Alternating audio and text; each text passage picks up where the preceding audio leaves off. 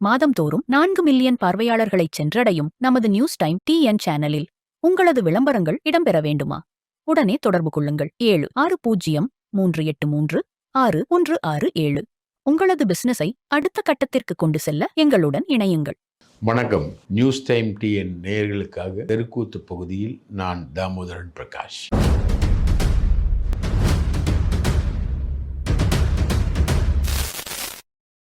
இப்படி அப்படி என எதிர்க்கட்சிகள் சுரத்தே இல்லாமல் நகர்ந்து கொண்டிருந்த தேர்தலாக இது இருந்தது. பாஜகவினர் தொகுதிகளில் வேட்பாளரை நிறுத்த வைக்க முடியாமல் அதிமுகவுக்கும் பாஜகவுக்கும் இடையே ஒரு பெரிய தகராறு நடந்து கொண்டிருந்தது. பியூஷ் கோயல் 2 நாட்கள் இங்கு வந்து காத்திருந்தும் எடப்பாடி அவரை சந்திக்க முடியாது என மறுத்த ஒரு சூழ்நிலை என்பது இங்கே நிலவி வந்தது. இந்த சூழ்நிலையில் எடப்பாடிக்கும் அமித்ஷாவுக்கும் இடையே திடீரென ஒரு காம்ப்ரமைஸ் வெளிப்பட்டிருக்கிறது.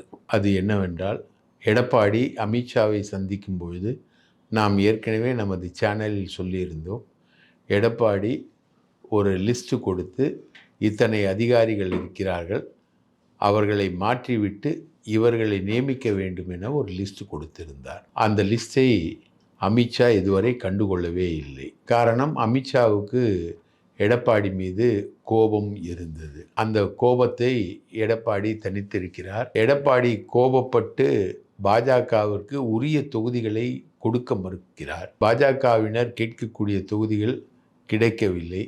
அண்ணாமலை பிரச்சனை செய்து கொண்டிருக்கிறார். இப்படி நிறைய அதிமுக பாஜகவிற்கிடையே நடந்தது. அந்த விஷயங்களை எல்லாம் சரி கட்டுவதற்கு அமித்ஷா ஒரு வஜ்ராயுதத்தை ஏவியிருக்கிறார். அதுதான் இன்றைக்கு ஹைலைட். அந்த ஹைலைட் எதுவென்றால், தமிழகத்தில் சட்டம் ஒழுங்கு பிரிவு மற்றும் ஐஏஎஸ் பிரிவுகளில் எடப்பாடி சொன்ன ஆட்களை அமித்ஷா நியமித்திருக்கிறார். உதாரணத்திற்கு, தமிழகத்தின் நிரந்தர சட்டம் ஒழுங்கு டிஜிபியாக இருந்தவர் வெங்கட்ராமன். பொதுவாக அவரை போன்ற டிஜிபிக்களை மாற்றுவது என்றால் தேர்தலுக்காக மாற்றுவார்கள். தேர்தலுக்காக மாற்றப்படுபவர்கள் எலெக்ஷன் போஸ்டிங் என்று சொல்வார்கள். அவர் தேர்தல் வேலைகளை பார்ப்பார். எலெக்ஷன் டிஜிபி என்று அவரை அழைப்பார்கள். அவர் தேர்தல் வேலைகளை பார்ப்பார். ரெகுலர் டிஜிபி ரெகுலரான வேலைகளை பார்ப்பார். ஆனால் இப்பொழுது வெங்கட்ராமனை மாற்றிவிட்டு சந்தீப் ராய் ரத்தோரை டிஜிபியாக போட்டிருக்கிறார்கள். அது எப்படிப்பட்ட போஸ்டிங் என்றால், அவர் எலெக்ஷன் டிஜிபி அல்ல, அவர் ரெகுலர் டிஜிபி என்பதோடு வெங்கட்ராமனுக்கு எந்த தேர்தல் வேலைகளும் தரக்கூடாது என்கிற உத்தரவோடு நாளை காலை 11 மணிக்கு அவர் பதவி ஏற்க வேண்டும் என ஸ்ட்ரிக்டாக உத்தரவு போட்டிருக்கிறார். இந்த சந்தீப் ராய் ரத்தோர் சீனியாரிட்டி லிஸ்டில் இருந்தார். அவர் மீது லஞ்ச ஒழிப்புத்துறையில் வழக்குகள் இருந்தது. அந்த வழக்குகளை எல்லாம் எந்த பதிலும் லஞ்ச ஒழிப்புத்துறை தரவே இல்லை. அவர் மீது புகார் இருந்தது. அந்த புகார்களை லஞ்ச ஒழிப்புத்துறை விசாரித்து வந்தது. அவர்கள் அது தொடர்பாக எந்த அறிக்கையும் தரவில்லை. இவர் மீது லஞ்ச ஒழிப்புத்துறை புகார் இருப்பதனாலேயே இவரை டிஜிபியாக நியமிக்கக்கூடாது என தமிழக அரசு யூபிஎஸ்சிக்கு அனுப்பிய லிஸ்டில் இவர் பெயர் இருந்தும் இவரை டிஜிபியாக நியமிப்பதற்கு எதிர்ப்பு தெரிவித்து வந்தது. ஆனால் இப்பொழுது அவரை எடப்பாடி அமித்ஷாவிடம் சொல்லி நேரடியாக சட்டம் ஒழுங்கு டிஜிபியாக நியமித்திருக்கிறார்கள். இனிமேல் பட்டு எடப்பாடி ஸ்டாலின் அரசையோ ஸ்டாலின் நியமித்த டிஜிபியோ சட்டம் ஒழுங்கு விஷயத்துக்காக குறை சொல்ல முடியாது. எங்கேயாவது கொலை நடந்தால் உடனே கொலை நிலவரம் என நியூஸ் ஜேவில் செய்தி வெளியிட்டு அதற்கு திமுக அரசு தான் காரணம் என்று சொல்ல முடியாது. விஜயும் திமுக அரசு தான் எங்களுக்கு தேர்தல் பிரச்சாரம் நடத்த அனுமதி தர மாட்டேன்கிறது, பாதுகாப்பு ஏற்பாடுகள் செய்ய மாட்டேன்கிறது என திமுக காபந்து அரசை குற்றம் சொல்ல முடியாது. உண்மையில் காபந்து முதல்வருக்கு எந்த அதிகாரமும் கிடையாது. அவர் தேர்தல் முடியும் வரை முதல்வராக மட்டும்தான் இருப்பார். மற்றபடி மற்ற வேலைகளை எல்லாம் அதிகாரிகள் தான் செய்வார்கள். ஆனால் இப்பொழுது நேரடியாக டிஜிபியாக சந்தீப் ராய் ரத்தோரை நியமித்து அவரை HOPF என்று உத்தரவு போட்டிருக்கிறார்கள், head of the police force. இனி தமிழகத்தில் போலீஸ் துறையின் தலைவர் சந்தீப் ராய் ரத்தோர் IPS. இவர் இந்த பதவிக்கு வர வேண்டும் என பல விதமான முயற்சிகளை அவர் எடுத்தார். ஆனால் அவை அனைத்தும் முறியடிக்கப்பட்டிருந்தது. காரணம், இவர் மீது இருக்கக்கூடிய லஞ்ச ஒழிப்பு குற்றச்சாட்டுகள் மற்றும் ஊழல் குற்றச்சாட்டுகளினால் இவர் பதவி மறுக்கப்பட்டே வந்தது. ஒருவர் மீது இப்படிப்பட்ட ஊழல் குற்றச்சாட்டு வரும் என்று இல்லை, அந்த அளவிற்கு மிகவும் மோசமான ஊழல் குற்றச்சாட்டுகள் சந்தீப் ராய் ரத்தோர் மீது வந்ததனால் அவரை இந்த பதவிக்கு கொண்டு வரக்கூடாது என திமுக அரசு முடிவு செய்து வைத்திருந்தது. அப்படி திமுக அரசு முடிவு செய்து வைத்திருந்த ஒருவர் தான் எங்களுக்கு வேண்டும் என எடப்பாடி பழனிசாமி அமித்ஷாவிடம் சொல்லி அந்த பதவிக்கு சந்தீப் ராய் ரத்தோரை கொண்டு வந்திருக்கிறார். அது மட்டுமல்ல, தாம்பரம் கமிஷனராக இருந்த அமல்ராஜ் மாற்றப்பட்டிருக்கிறார். ஊர்காவல் படையில் இருந்த சஞ்சய் குமார் தாம்பரம் கமிஷனராக வருகிறார். மதுரை கமிஷனராக இருந்த லோகநாதன் மாற்றப்பட்டிருக்கிறார். அவருக்கு பதிலாக அபிஷேக் தீக்ஷித் என்பவர் கொண்டு வரப்படுகிறார். இந்த அபிஷேக் தீக்ஷித் மீது இவர் பதவி வகிக்கும் பொழுது தங்க நாணயங்கள் வாங்கினார்கள் என இவர் உத்தரப்பிரதேசத்தை சேர்ந்த பிராமணர், நார்த் இந்தியன் பிராமின். உத்தரப்பிரதேசத்தில் போய் அவரது வீட்டில் தமிழக லஞ்ச ஒழிப்பு துறையினர் சோதனை நடத்தியிருக்கிறார்கள். அதே போல் இவர் இங்கிருந்து டெபுடேஷன் போஸ்டிங் வாங்கி கொண்டு இவர் உத்தரப்பிரதேசத்திற்கு சென்றார். உத்தரப்பிரதேசத்திலும் ஒரு வழக்கில் சிக்கி அங்கும் இவர் மீது வழக்கு என்பது இருந்தது. இந்த வழக்குகளை எல்லாம் சரிகட்டிவிட்டு ரயில்வே டிஐஜியாக இருந்து அடுத்தது ரயில்வே துறையிலேயே ஐஜியாக இவர் ப்ரமோஷன் வாங்கியிருந்தார். இவரை இப்பொழுது மதுரை கமிஷனராக, சட்டம் ஒழுங்கு கமிஷனராக நியமித்திருக்கிறார்கள். அதே போல் west zone, Kovai west zone என்பது கொங்கு மண்டலம் அடங்கிய பகுதி. அந்த பகுதியில் சரவண சுந்தர் என்பவர் ஐஜியாக இருந்தார். அவருக்கு பதில் CBCID ஐஜியாக இருக்கக்கூடிய ரம்யா பாரதியை நியமித்திருக்கிறார்கள். இது ஒரு விதமான ஏற்பாடு என்றால், தூத்துக்குடி கலெக்டராக இருந்த இளம் பகவத், இவர் ஒரு பத்திரிகையாளர். ஜூனியர் விகடனில் மாணவர் நிருபராக இருந்தவர் இளம் பகவத்.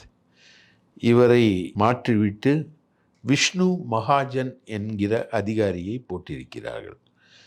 அதே போல் எடப்பாடி போட்டியிடக்கூடிய எடப்பாடி தொகுதிக்கு கீழ் வரும் வெஸ்ட் ஜோன் ஐஜியை மாற்றியிருக்கிறார்கள். சேலம் கலெக்டராக இருந்த பிருந்தா தேவி IAS என்பவரை மாற்றிவிட்டு அருண் தம்புராஜ் என்கிற IAS அதிகாரியை நியமித்திருக்கிறார்கள்.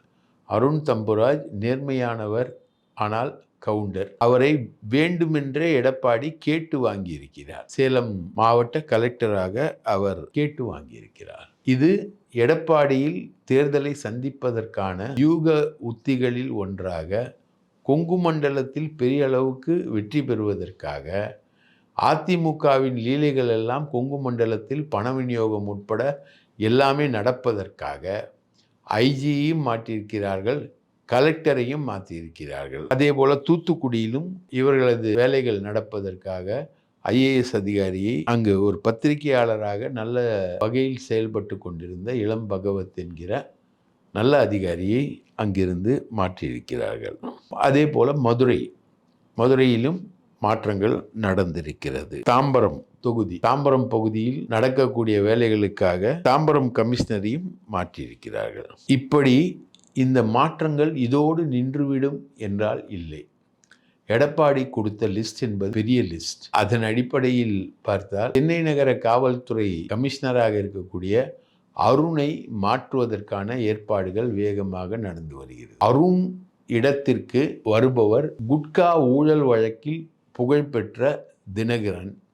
குற்றச்சாட்டுக்கு ஆளான தினகரன் சென்னை மாநகர கமிஷனராக அவர் வருகிறார். ஏற்கனவே ஒரு முறை வெஸ்ட் ஜோனில் இவர் பணியாற்றும் பொழுது தேர்தல் நேரத்தில் மாற்றப்பட்டிருக்கிறார். வெஸ்ட் ஜோனில் பணியாற்றி தேர்தல் நேரத்தில் மாற்றப்பட்டவர் மறுபடியும் 2 தேர்தல்களுக்கு தேர்தல் நேர அதிகாரியாக வரக்கூடாது என்கிற சட்டம் இருக்கிறது. அதையெல்லாம் மீறி தினகரனை சென்னை நகர கமிஷனராக கொண்டு வருபவர் சாட்சாத் வேலுமணி. எஸ்பி வேலுமணிக்கு மிகவும் நெருக்கமானவர். வேலுமணிக்கு நெருக்கமானவர்களுக்கு எல்லாம் நெருக்கமானவர். ஆகையால் அவர் அருணை மாற்றிவிட்டு அவர் வருகிறார். அதோடு அவர்கள் நிற்கவில்லை. டேவிட்சன் தேவாசீர்வாதம். இவர் லஞ்ச ஒழிப்புத்துறை அதிகாரியாகவும் ஆயுதப்படை டிஜிபியாகவும் இருக்கிறார். டேவிட்சன் தேவாசீர்வாதத்தை மாற்றுவதற்கான வேலைகள் நடக்கிறது. அதற்கு இவர்கள் சொல்லக்கூடிய காரணம் என்னவென்றால், ஆயுதப்படை என்பது தேர்தல் வேலைகளில் ஈடுபடக்கூடிய படை. அதன் அதிகாரியாக இருப்பவரை மாற்றி நாங்கள் வேறொரு நபரை கொண்டு வருகிறோம். இவர்கள் ஒவ்வொரு இடத்திலும் இவர்கள் ஒவ்வொரு விதமாக வேலை செய்கிறார்கள். சென்னை நகர கமிஷனரை மாற்றுவதில் இவர்கள் யாரை நியமிக்க வேண்டும் என்ற லிஸ்ட் தயாரித்து கொடுத்துவிட்டு அந்த நபரை கொண்டு வருகிறார்கள். அப்படித்தான் டிஜிபி விஷயத்திலும் இவர்கள் நடந்து கொண்டிருக்கிறார்கள்.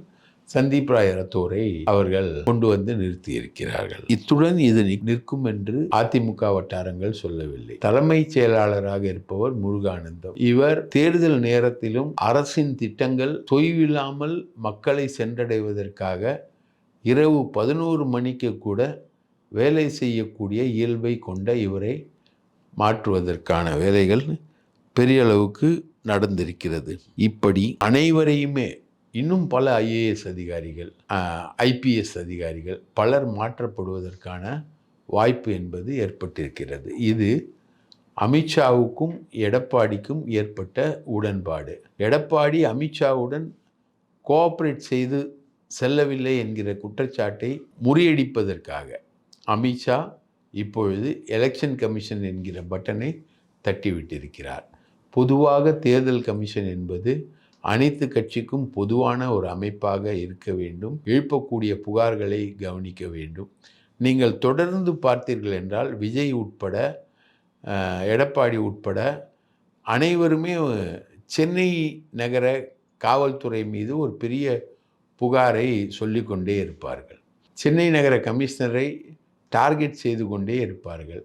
அவர்கள் சென்னை நகர கமிஷனரை டார்கெட் செய்வதும் போலீஸ் டிஜிபியை டார்கெட் செய்வதும் எல்லாம் இந்த மாற்றங்களுக்கு அடிகோல வேண்டும், இந்த மாற்றங்கள் நடக்க வேண்டும் என்கிற அடிப்படையில்தான் இவற்றையெல்லாம் செய்வார்கள். இப்பொழுது டிஜிபி மாற்றப்பட்டிருக்கிறார். அடுத்து சென்னை நகர போலீஸ் கமிஷனர் மாற்றப்பட போகிறார் என்பதெல்லாம் எடப்பாடிக்கும் விஜய்க்கும் வரவேற்கக்கூடிய ஒரு விஷயமாக இருக்கும் என்று எதிர்பார்ப்பிருக்கிறது. ஒருவேளை அவர்கள் இந்த நியமனங்களை வரவேற்றாலும் வரவேற்கலாம். தேர்தல் கமிஷனுடைய இந்த நடவடிக்கைகளை வரவேற்கலாம். ஆக இப்பொழுது களம் அதிகாரிகள், நல்ல அதிகாரிகள், நல்ல செயல்பாடுகளுடன் இருந்த அரசு எந்திரத்தை முழுவதுமாக மாற்றி மோசமான அதிகாரிகள், மோசமான விஷயங்களுடன் கூடிய அரசு எந்திரமாக அதை அரசியல் ரீதியாக அதிமுகவுக்கும் தாவேகாவுக்கும் பாஜகவுக்கும் ஏற்புடையதாக மாற்றியிருக்கிறார்கள். இனி இந்த மாற்றங்கள் நடந்த இந்த 30 நாட்களுக்குள் இந்த அதிகாரிகள் நிறைய வேலைகளை செய்வார்கள். அதிமுக அவர்களுக்கான வேலைகளை நிறைய தயாரித்து வைத்திருக்கிறது. எதிர்க்கட்சி உறுப்பினர்களாக இருக்கக்கூடியவர்கள் மீது அனைத்து விதமான நடவடிக்கைகளும் பாயும். திமுகவினர் மீதும், கம்யூனிஸ்டுகள் மீதும், விடுதலை சிறுத்தைகள் மீதும், திமுக தோழமை கட்சிகள் மீதும் பழிவாங்கும் நடவடிக்கைகள் பெரிய அளவுக்கு பாயும் என்கிற எதிர்பார்ப்பு பெரிய அளவுக்கு உருவாகி இருக்கிறது. இவர்கள் களத்தை திமுகவிடமிருந்து திருப்பி, திமுக ஆளுமையிலிருந்து திருப்பி அதிமுக மற்றும் தாவேகா, பாஜக உட்பட இருக்கக்கூடிய அதிமுகவின் கூட்டணி கட்சிகளின் ஆணைக்கு ஏற்ப இயங்கும் ஒரு அமைப்பை உருவாக்குவதற்கான தொடர் முயற்சிகளில் இவர்கள் ஈடுபட்டிருக்கிறார்கள். ஆனால் இருக்கும் காலம் என்பது 20 நாட்கள் தான். இந்த 20 நாட்களுக்குள் இவர்கள் எத்தனை செய்வார்கள் என்பது கேள்விக்குறி. ஆனால் இந்த 20 நாட்களுக்குள் என்னென்ன செய்ய வேண்டும், எப்படி பழிவாங்க வேண்டும் என ஒரு முழு லிஸ்டையே தயாரித்து கொண்டு தான் இவர்கள் பதவிக்கு வருகிறார்கள் என்பது நமக்கு கிடைக்கக்கூடிய தகவல்களாக இருக்கிறது. தமிழக மக்களும் இதை எதிர்கொள்ள வேண்டும். அனைவரும் இந்த மாற்றங்களினால் ஏற்படக்கூடிய விளைவுகளை அனுபவிக்க வேண்டும், எதிர்கொள்ள வேண்டும் என்கிற துரதிர்ஷ்டவசமான ஒரு சூழ்நிலை இப்பொழுது தமிழகத்தில் உருவாகி இருக்கிறது. நடிகர் விஜய் இன்று திருச்சிக்கு போனார். திருச்சிக்கு அவர் ஏற்கனவே வந்ததால் இன்று கூட்டம் மிகவும் குறைவாக இருந்தது. விஜய் வந்தால் கூட்டம் வரும் என்று சொல்வார்கள். ஆனால் இன்று திருச்சிக்கு ஏற்கனவே போனதால் அவருக்கு இன்று கூட்டம் இல்லை. அவர் ஏதோ பேசிவிட்டு உளறிவிட்டு வந்திருக்கிறார். அதேபோல் ஆதவ் அர்ஜுன் நேற்று சொன்ன புகாரில் சம்பந்தப்பட்ட ரித்திக் மற்றும் அப்புக்குட்டி இருவரும் அயனாவரம் பொன்வேல்புரத்தை சேர்ந்தவர்கள். பொன்வேல்புரம் என்பது அயனாவரத்தில் பேருந்து நிலையத்துக்கு பக்கத்தில் இருக்கக்கூடிய ஒரு சின்ன பழைய குடிசை பகுதி. இப்பொழுது மாடர்னாக மாறிவிட்டது. அந்த பகுதியை சேர்ந்தவர்கள். இவர்கள் ரூம் எடுத்து தங்கிதான் பாட்டில் வீசி இருக்கிறார்கள் என்பது தெரிய வருகிறது. இவர்களது வாக்குமூலங்கள் எடுக்கப்பட்டு வருகிறது. பாட்டில் யார் அடிக்க சொன்னார் அல்லது இவர்கள் விளையாட்டாக அடித்தார்களா என்பது விசாரணை நடந்து கொண்டிருக்கிறது. இனி இந்த விசாரணைகள் எல்லாமே எதிலும் உண்மை வெளிவராது. இனி சொல்வதெல்லாம் சாத்தான் ஓதக்கூடிய வேதங்களாகத்தான் இருக்கும். ஆகவே அதிகாரம் தமிழகத்தில் மாறி இருக்கிறது என்பதை இந்த வீடியோ மூலம் உங்களுக்கு நான் பதிவு செய்கிறேன். நன்றி, வணக்கம்.